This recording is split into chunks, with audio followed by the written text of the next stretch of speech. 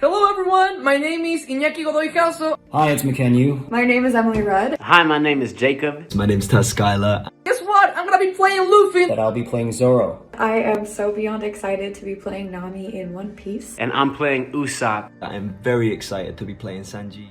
We've got some new footage of behind the scenes on Netflix One Piece TV show. For those who are new to the channel, I will be covering the latest One Piece news from the Netflix TV show, so subscribe and hit the bell if you don't want to miss anything. This news comes from the Twitter user One Piece Netflix fan, who gives us a preview of the Baratier. That's right, it looks like they've built an entire ship for whatever scenes that they're going to be shooting on that thing. For those who don't know what the Baratier is, it's a large restaurant run by head chief Zeph. This is where the Straw Hat crew will eventually recruit Sanji. Even though the ship has been built, it seems that certain levels of it are basically absent. Given the vast size of the Baratier, it is likely that only the partial set has been constructed for the actors to interact with, and the other parts will basically be digitally added in post-production. Building a massive ship like that most likely costs tons of money, so obviously they're going to want to save a lot of costs on where they can by adding the rest of the scenes that will be filmed in the Baratier in CGI. Not only have they built the Baratier, but they have actually built the Going Merry itself and added a more realistic look to the ship. And they've also built the Red Force, which is the Redhead Pirates pirate ship. Now, based on the castings for the villains, it looks like the first season of the Netflix TV show covers most of the East Blue saga. That basically means everything from the Romance Dawn arc to the Logtown arc. This basically seems confirmed because we have the castings for Buggy, Arlong, and Alvida.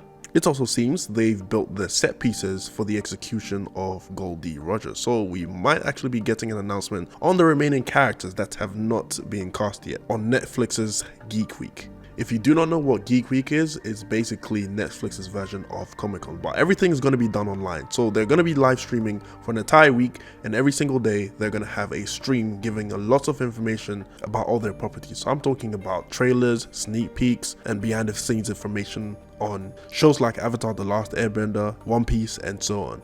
The only thing I'm worried about is how they are going to adapt to Luffy's powers, because in terms of his power, we don't know how they're going to handle the Gum Gum fruit and, how it's basically translates into live action. Constantly changing forms, moving with speed, and stretching might basically kind of, be a weird one. Netflix might basically pull a Marvel and go with the route that happened to the character called Miss Marvel. If you don't know who Miss Marvel is, the basics is that she has powers of stretching and basically doing everything that Luffy can with his Gum Gum fruit. Because her powers seem so weird to adapt into live action, they actually went with a more Green Lantern sort of resolution when it came to her power. So instead of her stretching and doing all the things that Luffy can do, she actually has a power bracelet that mimics and creates the body parts that she uses to actually fight. So it's kind of like a hologram body part that she can create in order to actually attack and fight instead of using her actual skin and body.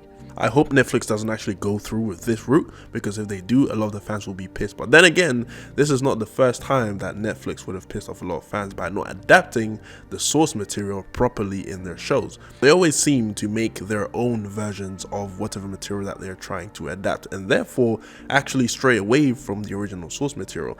Same could be said for Avatar: The Last Airbender. A lot of the creators basically had to leave the project, and they simplified everything by saying that it is because of creative differences. So most likely Netflix is doing something to butcher the show, and it basically loses the heart of what it is originally supposed to be. Now, I'm not trying to bear any bad news here, but it's possible that Netflix will actually stick to Luffy's powers and adapt it properly. But if a big company like Marvel decided to change up the power in order to make sure that it is easily adaptable in live action, then most likely Netflix will probably try follow suit or have a unique spin on how Luffy's powers really work. But basically, that's just all the information I have for now. Remember to subscribe and hit the notification button if you want more One Piece news. And with that being said, I have nothing more to say. Bye.